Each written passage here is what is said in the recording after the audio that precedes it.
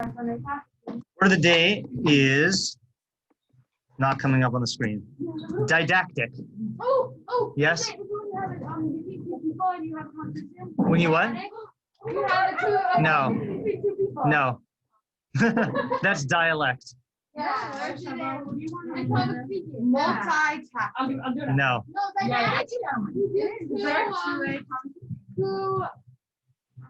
It's something with two. If it's adjective. Good question. I don't think so. Oh, no, dyadic. Didactic means intended to teach, particularly in having moral instruction as an ulterior motive. For example, do you know where you recognize this word from? Not where you thought? Yeah, something you read. This is a standard requirement of U.S. commencement speeches, the deployment of didactic little parable-ish stories. That's from This Is Water. Yeah. I was gonna Okay. say, I feel like this is something we read, but then I didn't look it up. So Yeah. want to say that. But it's a good assumption, though. It's either something we read or something we're going to read. And also, there's a second meaning, which is in the manner of a teacher, particularly so as to treat someone in a patronizing way. So this second one is often used in a negative way. I'm fine with you correcting my mistakes, but just don't be so didactic about it. Meaning, don't be like lecturing me about it. Okay. So you kind of can, you have to pick it up from context, what meaning it says, or which meaning it is being used. Okay. Rhetorical terms of the day. Again, this should go in your rhetorical terminology thing. And you may have learned this in English classes: denotation and connotation. Okay, no, connotation is where something has an underlying. Okay. Denotation is you could take away. No, I have no idea. Okay. You got it at half-ish, right? Anyone know? This is When you directly say something. That's close to denotation. So it's like this. Denotation is the explicit referential meaning of a word, or if you want to put it in English, the strict dictionary definition. And then, Leah, could you elaborate on what you meant when you said connotation? Because I think you are thinking the right thing, but. Well, if that's strict dictionary definition, then the connotation is the loose definition. Okay, good. That's a fair description. Definition. So it's the associations surrounding a word. And it could be emotional, societal, cultural, and I'll give you an examples in a little while. When they say there's a certain connotation. Yes, there's a certain connotation in your tone, yeah. Consistent with your feelings about tone. No, I was just saying with the way that Emily relates to tone. Like she had such a sarcastic connotation. No, she didn't. Yeah. Can anyone think of an example of a word that the denotations are the same, two words that the denotations are the same, but the connotations are very different? Meaning the dictionary definition is going to mean the same thing, but it brings up a certain association that is positive versus negative, or like one way versus another way. I think we had a word in class once where we were talking about it. Likely, yeah. Like, is it criticism? That could be, right? So what would be another word that is the same denotation as criticism, but a different, how about critique and criticism, right? In both cases, what's the denotation of both words? Like telling someone something wrong that it could be better. Right, pointing out some sort of mistake or some need for improvement, but what's the difference in the connotation between criticizing someone and critiquing them? What would you say, how would you express the difference? Positive, like in order to help them grow, criticism is Exactly. Okay, good. So here are a couple more examples. Okay, she is petite versus she is scrawny. Now the denotation of both of those is smallness, right? What is the connotation of petite versus the connotation of scrawny? Petite is like in a nice way, but scrawny is like in an unhealthy. Yeah, right. Scrawny has like an unhealthy connotation. Okay. What about scholarly versus nerdy? Can someone please explain this to all my friends?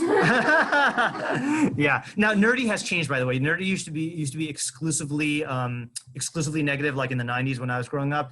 But now people do use it in a positive way. But like, what would you say the difference is in connotation here? Scholarly is like he's so smart, like he's like really great and like up there. Nerdy is like he's like weird. Yeah, right. A loser, right? So intelligent, but to the point of social awkwardness, or like very other, like nerdy, as opposed to scholarly, like Yeah. Okay, right. Mom was upset versus mom was enraged. So both of them, the denotation is anger, but what's the difference between upset and enraged? Yeah, enraged is like higher. Upset is like unhappy, disappointed, mildly angry. Enraged is very angry, furious, fuming, smoke billowing out of her ears. I don't feel like their connotation is different from the word that it's lined up with them. Like enraged does, like the dictionary definition of enraged is like, Right. That's true. Yeah. I mean, I'm kind of using. Denotation is right because upset is more sad, and rage is like. So let's put it this way then. With these pairings of terms, the denotations are very close, but the connotations are very distant, very far. Okay. So this is a common thing that you need to be aware of when you're writing and when you're reading, which is that how many of you regularly in your writing use a thesaurus? I do. Okay. So when you use a thesaurus, like you might just kind of arbitrarily pick a word based on how it sounds, but many times the thesaurus is going to group terms by their denotation, but it might have a connotation that you're unaware of. Right. And the only way to really, what's the only way to like know the connotations of words? Read like all. You've read it or you've heard it used, and so there are times when I might, once I haven't started critiquing your writing yet, right? Critiquing, not criticizing. When I do, sometimes I might point that out that like the word you're using means what you think in denotation, but it carries a different meaning in connotation. Okay, and that's also similarly, I mean, this is kind of like in the example of the word of the day, you could see the denotations of 1 and 2 are the same, but number 2 has a negative connotation, right? Like, teaching, right? Both of them in the denotation essentially mean teaching, but second is teaching like a lecturer who's patronizing. Okay. In 9th grade, I wanted my first essay to sound like. Yeah. I would just like use a thesaurus for all the work. Yeah, that's. My mom's like, that's not English. Yeah, common mistake. Okay, sorry, there's gonna be one homework assignment, a Google form assignment. It says email, but that's a lie. Okay, Google form. All right, so tone swap assignment. So some of you commented already and said you had a difficult time with it. Any other personal reactions to how it was writing it? Thoughts on how it was? You liked it? Fun. I guess play like a demo. Yeah, okay. It didn't really work for me though to change the tone without changing the purpose. Like I was Yes. Yeah. Good. So- Like, I had to do 3 different ones. So you were the first class that has actually asked me about this before the assignment. You said, I forgot which one of you asked the question. Was it you, Ayala? No, I think it's Emily. Oh, Emily, yeah, right. Is that that the tone and the purpose are very tied to each other, and certain times you can change the tone without the purpose, but other times it would change the purpose. And this illustrates for you how rhetorical choices in Soapstone are kind of intertwined. Like sometimes you could tweak them, but sometimes like a Rubik's Cube where you move one and it causes the other thing to shift. Now, last year when I taught this class, when we had 15 more minutes each period, I would often spend more time reading examples of what you wrote, but we don't have a lot of time, but I did want to read. Yours was one of the first assignments I received. So Leah did not to say that anyone else did a bad job, but Leah did a very good job. You want to read yours? Okay. And then you guys guess what tone it is, okay? Oh, Phyllis. Let me try to put this answer in towards your small Christian brains to understand. Smart people like us don't believe in the idiocy of something like the supernatural. Only science can dictate the laws of the universe, not some fake wish like a prayer. Why is it that we don't believe in your nonsense? Because of our sharp, more advanced minds, obviously. Some idiots like you choose to have this sort of faith in other things because they lack scientific knowledge. But us scientists actually have a real understanding of our universe, unlike your pathetic, simple, and unsophisticated excuse for religious beliefs. Pity. I love the conclusion. Yeah. So what term, what tone word, tone words would you use to describe this? Obnoxious, rude, condescending. Yeah, definitely condescending. Wasn't one of the purposes to give them a nice, polite answer? Well, what was the primary purpose? To answer her. To answer her question, and this does answer her question, right? But the secondary one, and the secondary one also was to, what do we say, to show the, Provide Science and religion. right. So this is preserving the purpose, I think, right? So Leah's tone words that she used were disrespectful, bitter, haughty, and formal. Okay, good. I mean, what you guys said is also true, right? I only asked you to write a couple. Okay, good. Okay, good. So this was an exercise in tone, and when you write anything, you got to be aware of the tone you're using. This is a common mistake also, by the way, now that you're in college. Some of you might have had this in high school, but a very common mistake is when when teenagers write to adults, they often use the tone that they would use when writing to someone their age, or they would not take into account the purpose in dictating their tone. So let's say like you guys were all very good when you emailed teachers for letters of recommendation, but I've had people like, it's usually like 9th and 10th graders who are asking for like camp recommendations, email me and say like, Revolutionaries, I need a recommendation. ASAP. Yeah, right, yeah. So like, their purpose is very clear, but the tone is not one that you would use when asking someone to volunteer their time. And it's also not appropriate to like demand that like one of your teachers like, do something. So it has like a demanding tone. So just be aware of your tone when you're writing stuff. No, I don't think any of you have made this mistake. No, I don't think so. Thanks, you too. Okay. My old school. Yeah. It was either me or someone else who wrote an email and it wasn't formal. And our teacher Yeah. called us out for not writing a formal email. Yeah, and that's the type of thing. Really fun. It might seem arbitrary when you're young, but you could upset people if you use the wrong tone. It's like it's a really and again of yeah. My sister helped me write my first college email. Like, Yes. Dear professor. Yeah, it's good. I basically have them write the whole thing. Yeah, right. Then you're not going to learn. So I do it, and he advises me on what. Okay, so then that's good. Because, Yeah. So just again, I mentioned this when we did soapstone. Tone is the hardest one to master in terms of because there's so much. There's an art to it. It's not like you can just look up in a tone dictionary. Okay, so today we're going to focus on the infamous rhetorical appeals.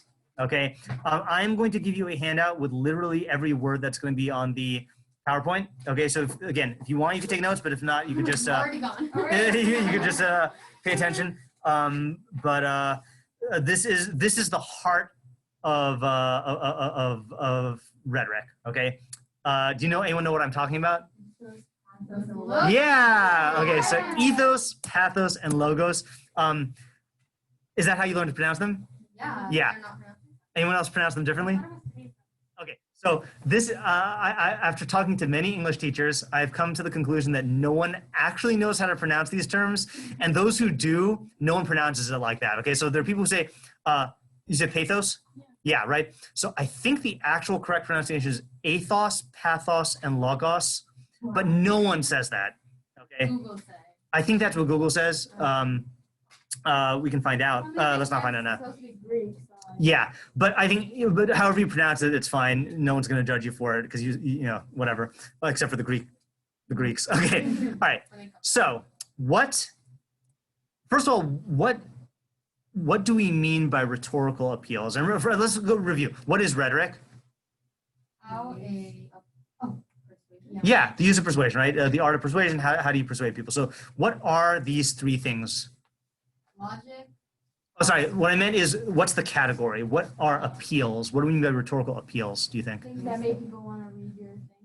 Not that make people want to read, but that make Believe, people, persuade them. that persuade them, right? Okay, so I'm going to show you three definitions, and then I came up with the last one. So Jolliffe, one of my AP professors, says Aristotle developed three categories of response that writers and speakers use to make connections with audiences and move them to agreement or action. So you either want to get them to agree with you, or you want to get them to act in line with what you're saying.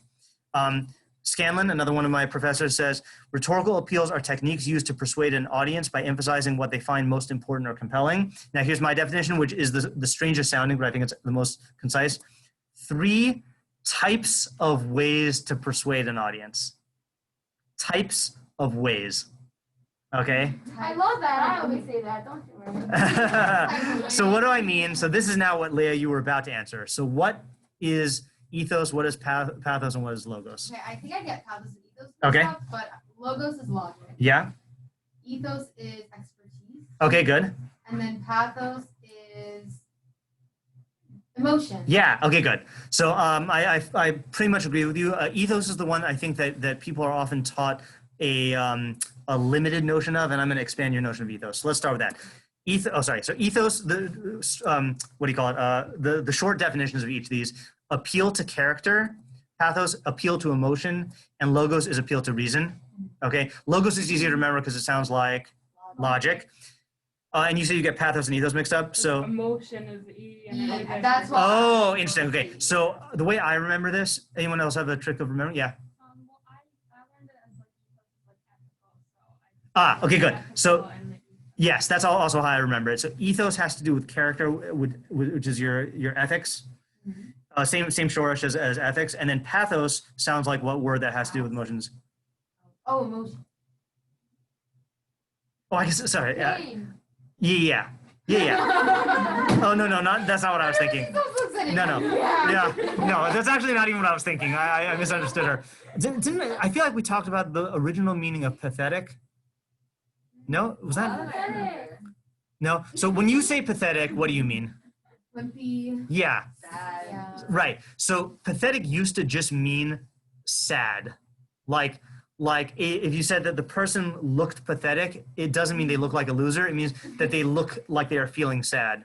So I remember pathos and pathetic. That's an emotion word. Okay. All right. So now let's get into what do you call it? More sophisticated definitions here. Okay. And again, all of this is gonna be on the handout. So ethos is Greek for character. And what does it mean to appeal to ethos? It means that if you're a speaker or a writer, you appeal to ethos by demonstrating that you are credible and trustworthy to speak about a topic. And it is established both by who you are and what you say. Okay, a combination of the both. We'll go through examples in a little while to clarify. Okay. Would diction be like a form of it? So diction can be a way of appealing through ethos, right? Well, give me an example that you had in mind. Like if you just use slang words or versus if you use like high vocabulary. Okay, good, right. So if the person will judge you based on your vocabulary about how, if you had a doctor who said like, I gotta like prod your heart thingy, as opposed to, like you're gonna distrust his expertise if he doesn't know what like to call the, right? So diction can be a tool of ethos, but we'll see diction can be plays a role in everything. Yeah, for every single one. Yeah. Okay, good. So that's ethos. We're gonna go through examples in a second. I just want to show you all three before we go through examples. Pathos is Greek for suffering or experience. That's why I got excited when you said pain because of suffering. No, what you feel when you are experiencing something. Not like I have experience in the topic. Writers appeal to pathos by emotionally moving their audience. More specific appeals to pathos might play on the audience's values, desires, and hopes on the one hand, or fears and prejudices on the other. So this pathos, another way to, I just came up with this now, another way to remember pathos is puppet master. Okay, when you are pushing people's emotional buttons to get them to feel things in order to believe you. Yeah. No, also when you do that to make them do what you want. Yes, right. So that is pathos, is when you're manipulating people's emotions. Okay, and any good writer or speaker is gonna do that. Okay, well, I mean, any good writer or speaker is gonna do all three of these things. Logos is Greek for embodied thought. Okay, which we don't really have a good word for in English.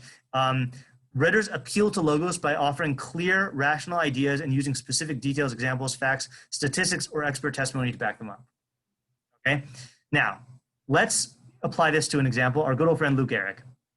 Okay, so take out your Lou Gehrig speech.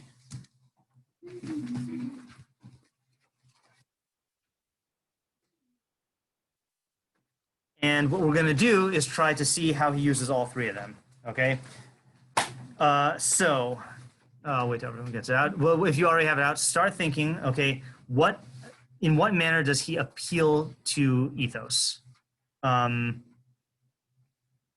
Yeah. Give me lines or phrases, and then we'll say how he's using his character to persuade his audience. First of all, let's just quickly review. What were the purposes of this this speech?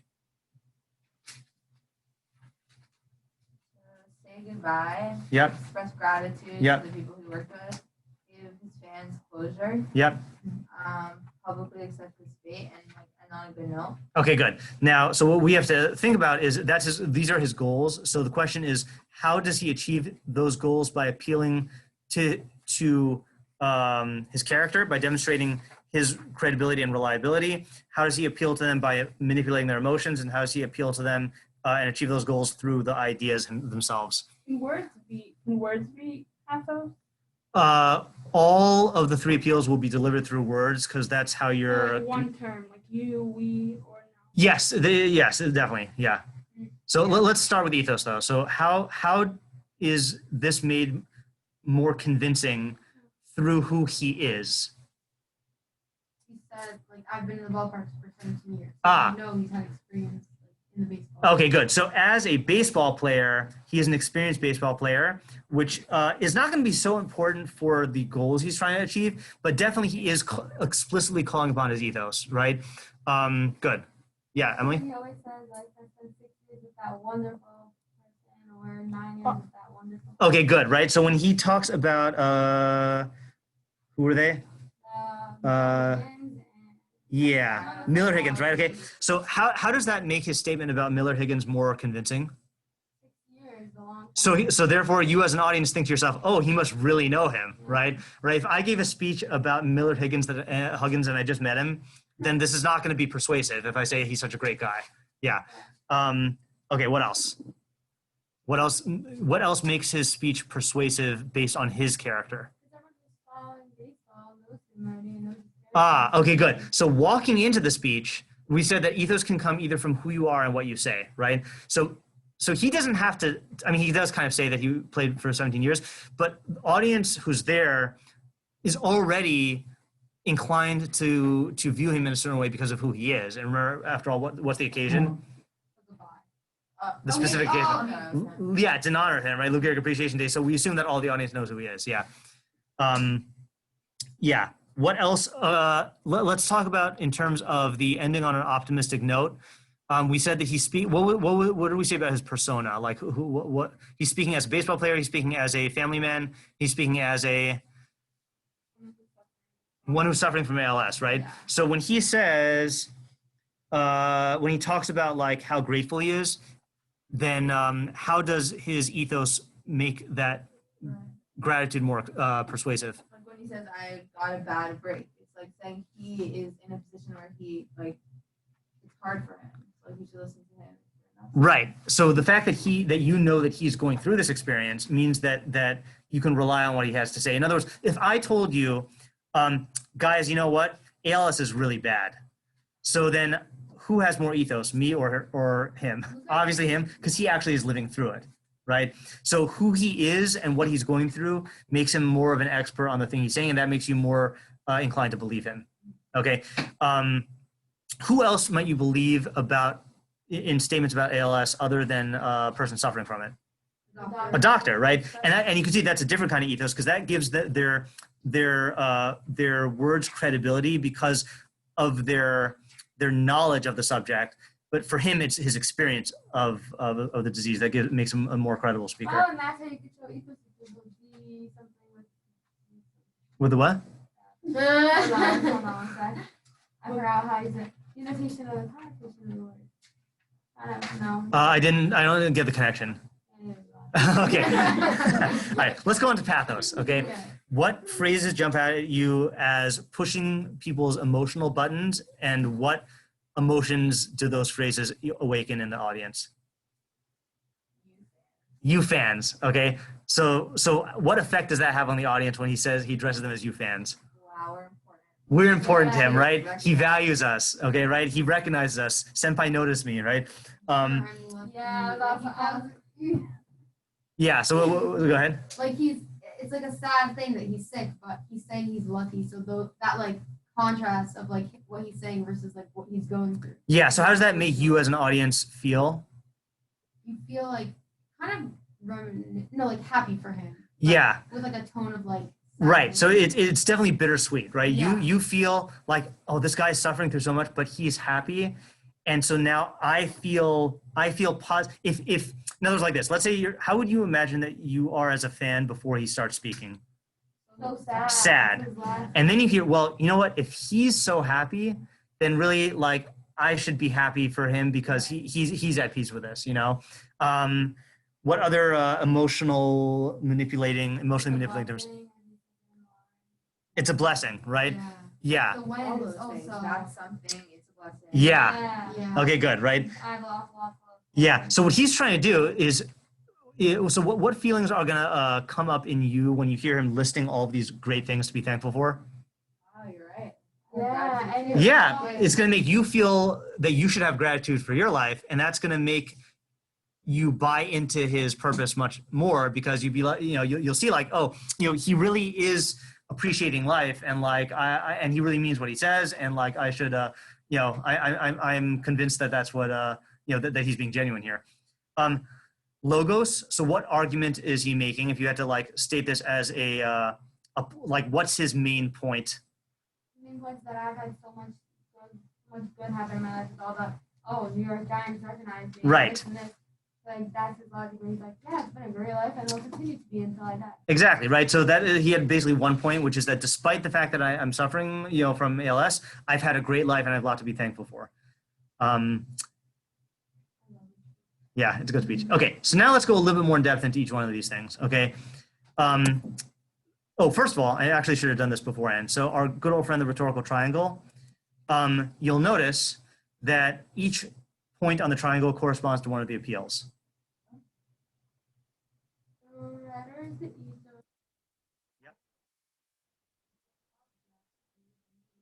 Subject is the logos, and audience is the pathos. Wow, we're so good at this, guy. Right? And remember, the goal of ethos, pathos, and logos is to do what? Convince the audience. Convince the audience. Right. Okay, right? Yeah. Okay, so if you think about this, so in other words, if you look at, just going back for one second, if you look at the rhetorical triangle, this is like what produces the text, but then this is what produces the persuasion through the text. Okay, that who the author is, what they're saying, and how they make the audience feel, all work together to persuade the audience. What did I notice? What? You started doing your slideshow presentations, and like before you make them, you give like a little question that's like, do I have the right to teach this topic? And I feel like that's like ethos a little bit. Oh, it's true. Can you explain what you mean? I have to understand. You started like putting the question of, you like make your audience question whether or not you have the right to teach a certain topic, like in your 5-minute come out of things, and also Oh yeah. you start teaching us English, Yeah. and that's like ethos. That's ethos, exactly. Yeah, yeah, good. Another thing. Oh, I actually, I had my other class do this as a.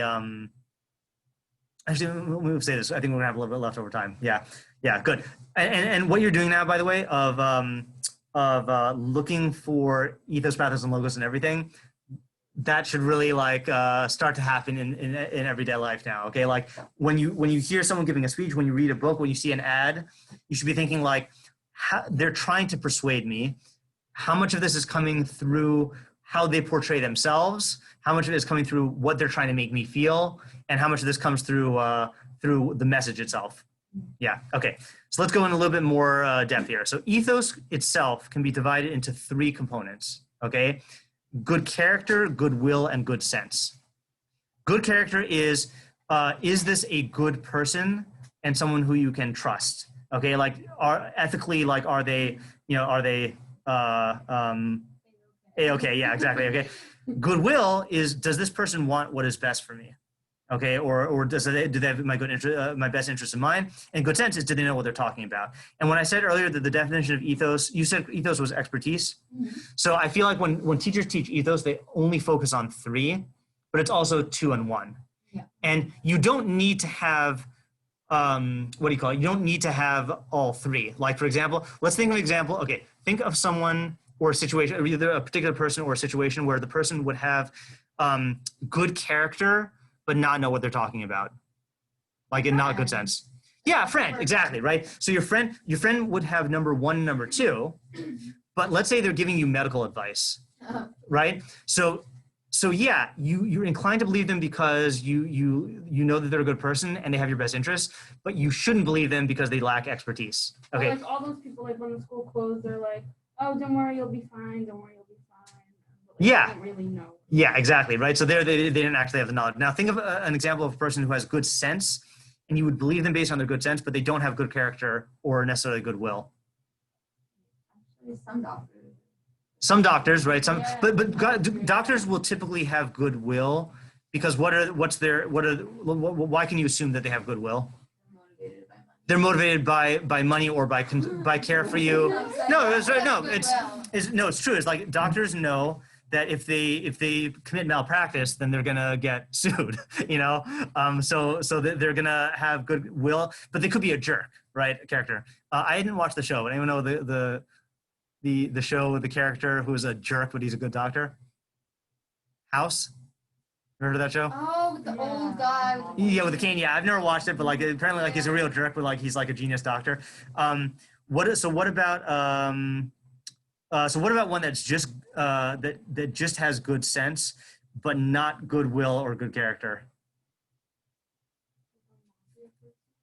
Yeah, mafia person would be good, right? Okay, criminal, right? They don't want what's in your best interest. They're not moral people, but they might really know like the business, you know? Yeah. Yeah, smart evil people. So if you, okay, good. Hitler would be another good example. I was going to just say to broaden it to include both is politicians, right? Politicians might have good sense in the fact that they either they know how to run a city or they know how to run a country, or they know how to run whatever. But they might not have your best interest in mind. What might their interest be? Yeah. Personal interest, right? Getting reelected, right? Getting power, and they also might not have good character. Okay, like they might have moral failings. So that's what I mean when you say you could have one without the other. And sometimes some of them are completely irrelevant. You know, it happened to be that Lou Gehrig was exhibiting all three, right? He clearly has good character. What demonstrates his good character? His gratitude, right? And the things he praises people for also in this show that like he really values, it shows what his values are, right? The fact that like, he's praising his wife not as like a knockout beauty, but as a tower of strength and someone who shows courage, right? That shows like, okay, he really like has a good relationship with his wife, you know. Goodwill, the fact that he went up and spoke. What was the exigence that the context was Lou Gehrig Appreciation Day, but what was the exigence? They were cheering and saying, "We want you to speak because we're your fans and we love you." And he granted their request, which shows he has goodwill. And then yeah, exactly, right. And then the good sense, again, we assume that because that he knows what he's talking about because he's in his situation of ALS. So good impromptu. Yeah, so good impromptu. Yeah, I know. It was literally Like even It the was last impromptu, yeah. line, that hits so hard. yeah. There are also three types of ethos. So the first one is components, like things that make it up. These are three types: extrinsic, intrinsic, and automatic. Okay, extrinsic means that it comes from outside of the text. Intrinsic is from the words themselves, and automatic is just from their title, their status, or their position. Okay, so for example, what gives doctors automatic ethos? Their position, the letters after their name, right? The fact that it says doctor or MD or whatever, you know? So that's automatic ethos, okay? Intrinsic from a doctor would be if you hear the doctor talking about your procedure or your condition or whatever, and you realize from what he's saying that he or she knows what they're talking about, right?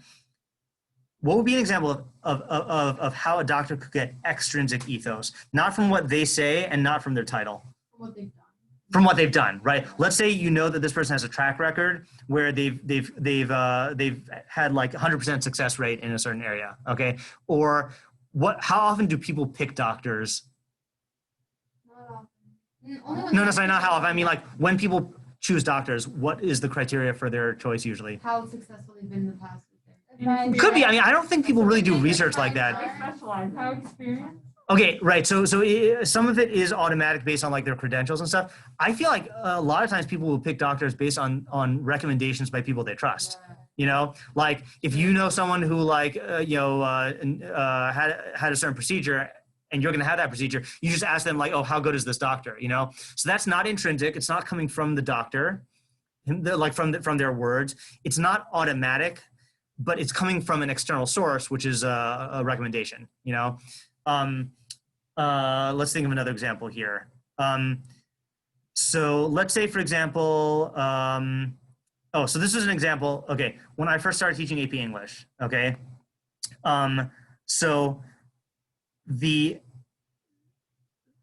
one of the obstacles, I don't know if, wait, you guys were in the school when I first started teaching? Yeah, that was my first year, right?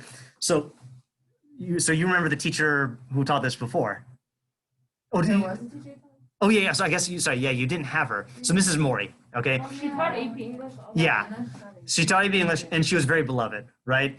And so this was, and the people who were in my class had been expecting to take English from her, right? So, and I had never taught English before, okay? So I had to establish my my ethos, right? So try to put yourself in their shoes, even though you weren't there. What might give me ethos? Extrinsic, intrinsic, or automatic ethos as the new AP English teacher? Associated with her. Okay, could be association with her, the fact that like she gave me the stamp of approval. Could be my track record as a student. Your training. Training, okay, good. So Yeah. in my syllabus, which I don't think I did this in your syllabus, but in my syllabus and in my initial thing, I put heavy emphasis on the fact that I'm certified as an AP teacher and I went through intensive training. Okay, so what kind of ethos is that? Extrinsic, intrinsic, or automatic? Automatic. Intrinsic. So that would be, okay, that's interesting. Yeah, that could be automatic, yeah. Yeah, I think that qualifies as automatic. Okay, what else might give me ethos? You say that you read a lot. Okay, right, it might be the knowledge. Okay, so this is the thing, is the students may not have had me as an AP English teacher or even a secular teacher, but all the students I was teaching had me in other classes, and they see the quality and the methods and the organization that I have in my other classes. So they assume that I would apply those same qualities to AP English, you know? And then in terms of the syllabus was my best way of trying to convey intrinsic ethos by saying, this is what I'm gonna do and this is my plan for it. And that really is logos, but it also gives me ethos because it shows I am a person who has a plan and knows what I'm going to do, and I know how I'm going to do it. So it shows that I am, equipped. Yeah. Okay. Pathos. All of the tone things that I gave you can also help you to analyze pathos, especially the feeling wheel, because this helps you name feelings. Okay. And also, all the psychology reading that you ever do can also help you with pathos, because that'll give you knowledge of human psyche and know how to manipulate people. In fact, Aristotle, in his book on rhetoric, the whole second section of the book is he defines each emotion and shows you how to manipulate people's emotions, in a thorough way. So, yeah, right, yeah. Logos is logos, you can think logic, but logos really, it means embodied thought. So it really means the argument or the substance of what you're saying, okay? So 4 components of logos are, what are they trying to do?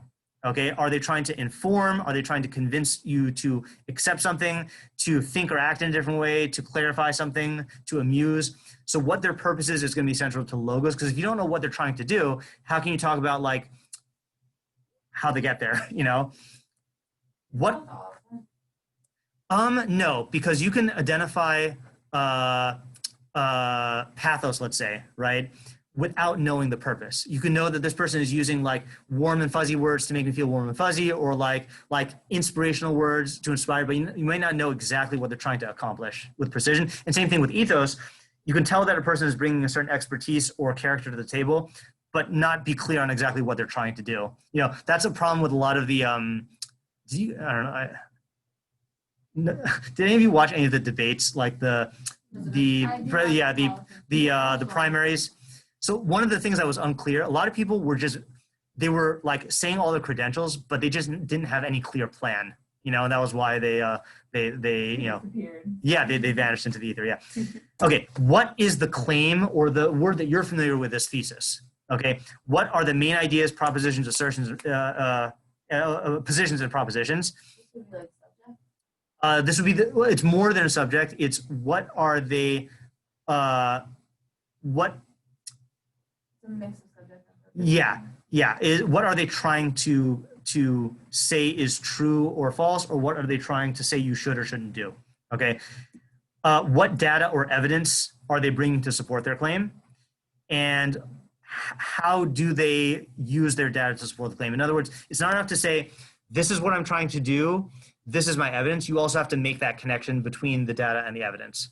Okay, for example, let's say with the Lego ad, all right? What was the claim in that first ad The first ad that we showed you with That the Lego can make you think. Lego can make you think, right? Or Lego can make you creative, right? So that's their claim, okay? What data or evidence did it use? It showed a picture of making right, of making an airplane out of like 2 blocks of Lego or whatever, right? Now, how did it make that argument? It didn't really, right? But the older ads spelled out, you know, your kid can make whatever they want and like, you know, you know, build whatever, you know. So those are all components of logos.